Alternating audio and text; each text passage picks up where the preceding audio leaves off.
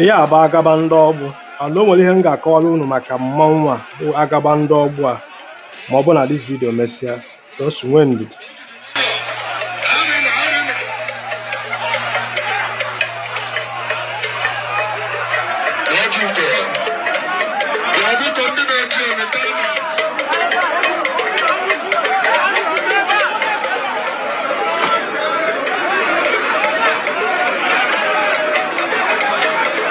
Kedu ihe ha ji wee lapụ ya wee gbagobe na steeti wee kwaba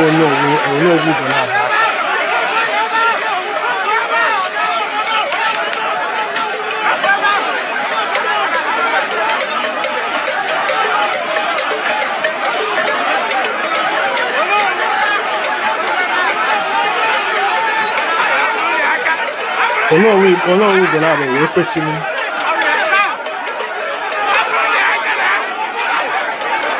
wee bịawa wee atakawazie Onowu Ugonabo.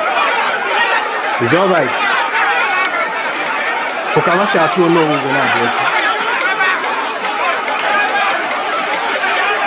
Now, first of all, o nwere ife m chọrọ ịjụ n'ebe a.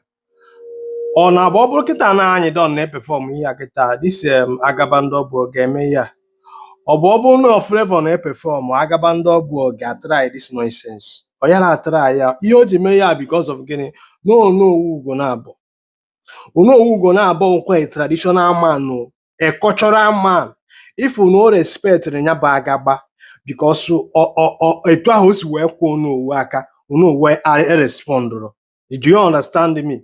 Because Onowu was expecting na mmụọ bịara ka ya na ya na-abụ kene ọmara that na dati agaba mkpụrụ mmiri nke ikpeazụ a bịara ịta attack nyanwa ama na-eme ife a ndị otu ya nọrọkwa na attack nya bụ Onowu Ugonabo bụ na ndị a niile kava ha wee duru mmụọ a niile kava nọrọ in police custody.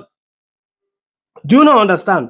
Na ọ bụ na ịmara mmụọ a na-akpọ agaba ndị ọgbụ bụ traditionally mmọnwụ na-akpa aghara nya mmọnwụ na-eme ife ike.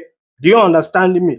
And mgbe o ji apụta na abụba akwachaba ozu ma ọ bụ na o nwere ebe eji wee je mmemme.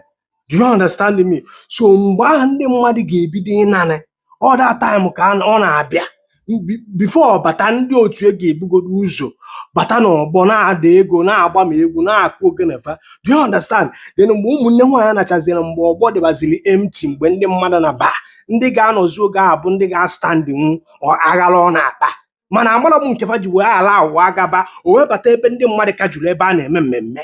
Do you understand?